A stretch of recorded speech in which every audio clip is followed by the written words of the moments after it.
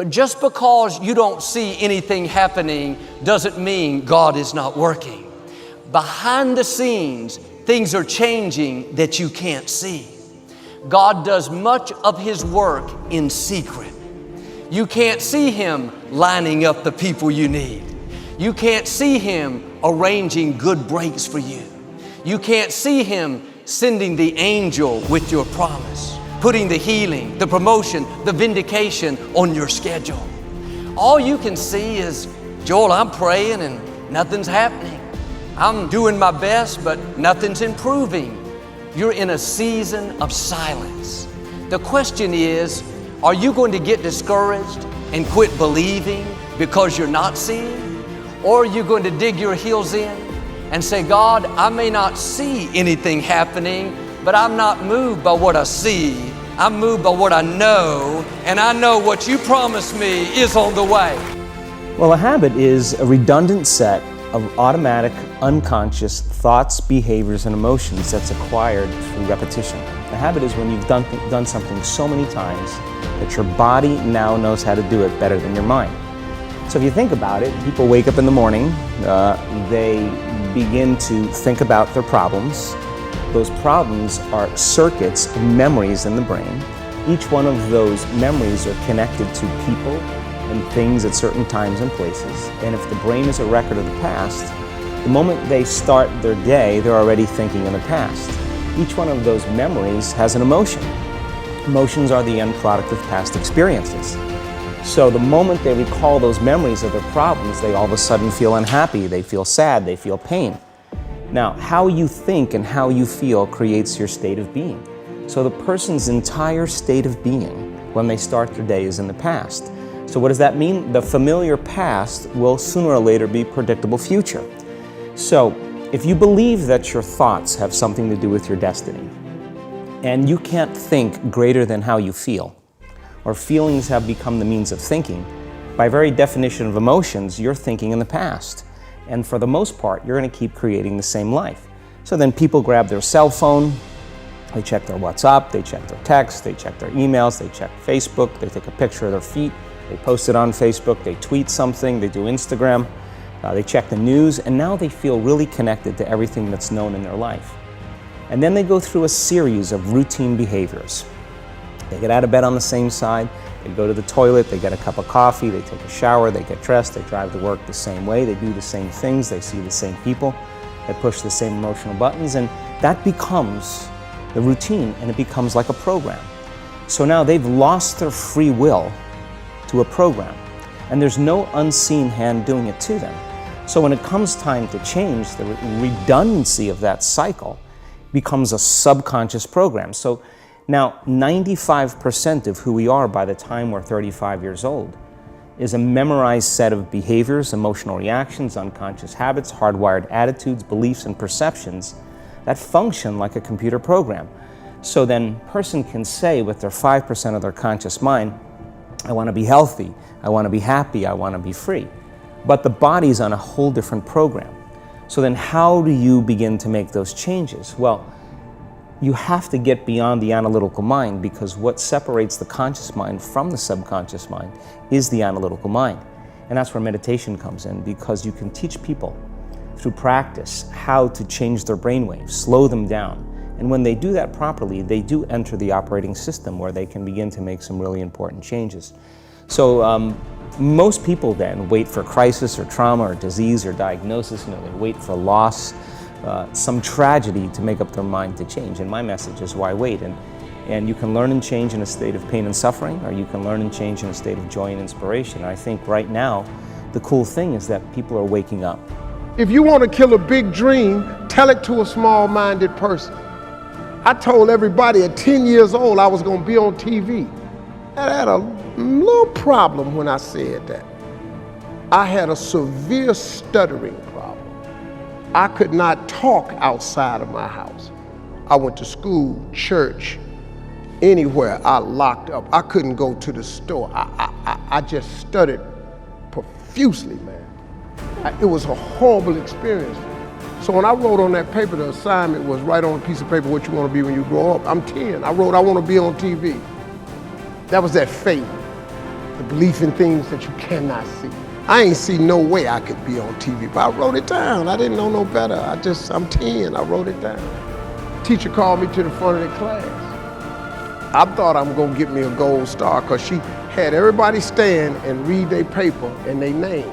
She called me to the front. I'm thinking, I'm going up here to get a gold star. I ain't never had one before. This must be, my answer must have been really good. I can't tell you how wrong I was. That lady didn't call me up there to give me no gold star. She called me up there to humiliate me. And when I got up there, that lady lit into me. She said, why would you write something like this on your paper? First of all, why you called me up? You know I can't talk. You already know I can't talk. And she just said, why would you write something like this on your paper? And I'm standing there. I'm trying to get it out. She said, who in this school ever been on TV? Who in your family ever been on TV? Who in this neighborhood ever been on TV? She said, look at you standing there. You can't even talk. How they gonna put somebody like you on TV? So every Christmas, I send her a flat screen TV. Stronger the emotional reaction you have to some experience in your life, the higher the emotional quotient, the more you pay attention to the cause. And the moment the brain puts all of its attention on the cause, it takes a snapshot, and that's called a memory. So long-term memories are created from very highly emotional experiences.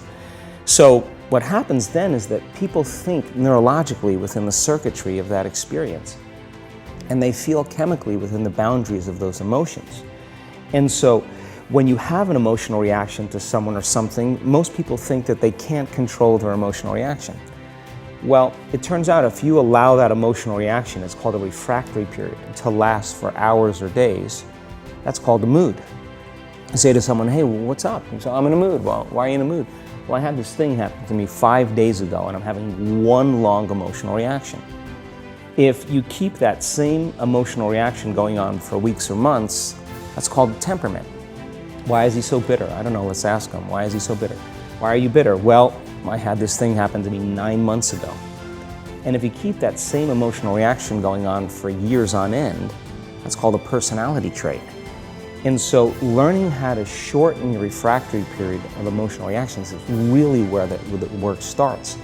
So then people, when they have an event, what they do is they keep recalling the event because the emotions of stress hormones, the survival emotions, are saying pay attention to what happened because you want to be prepared if it happens again.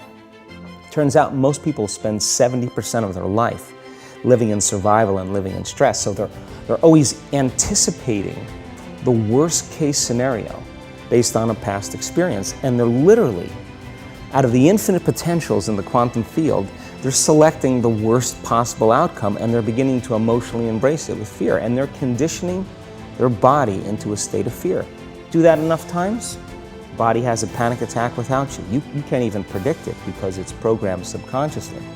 So then you say to the person, why are you this way? And they'll say, I am this way because of this event that happened to me 15 or 20 years ago. And what that means from a biological standpoint is that they haven't been able to change since that event. So then the emotions from the experience tend to give the body and the brain a rush of energy. So people become addicted to the rush of those emotions, and they use the problems and conditions in their life to reaffirm their limitation, so at least they can feel something. So now when it comes time to change, you say to the person, why are you this way? Well, every time they recall the event, they're producing the same chemistry in their brain and body as if the event is occurring, firing and wiring the same circuits and sending the same emotional signature to the body. Well, what's the relevance behind that? Well, your body is the unconscious mind. It doesn't know the difference between the experience that's creating the emotion and the emotion that you're creating by thought alone. So the body's believing it's living in the same past experience 24 hours a day, 7 days a week, 365 days a year. And so then when those emotions influence certain thoughts, and they do, and then those thoughts create the same emotions, and those same emotions influence the same thoughts, now the entire person's state of being is in the past. So then the hardest part about change is not making the same choices you did the day before, period. And the moment you decide to make a different choice, get ready, because it's going to feel uncomfortable. I want you to think about what cause will you stand for that you represent. It might be for the environment, it might be for our youth, it might be for senior citizens, it might be for women. What cause do you believe in? I want you to think about that. And whatever these goals are, I want you to raise the bar right now, and I want to run through a process. I want you to think about these goals and dreams. I've found that most people fail in life not because they aim too high and miss. Most people do exactly what I have done. For many years, I could have been doing this much longer, but for 14 years, I didn't do it. I didn't do it because I didn't believe in myself, because I allowed my past to control my present and determine my future. For many years, I used to go see Zig Ziglar, who I consider the #1 motivational speaker on the planet, and Tony Robbins, both of them the greatest who's ever done it.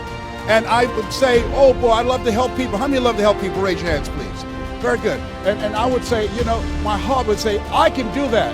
I love to help people. And then I would leave and my mind would ask, how? How would you do that, Les Brown? You don't have a college education.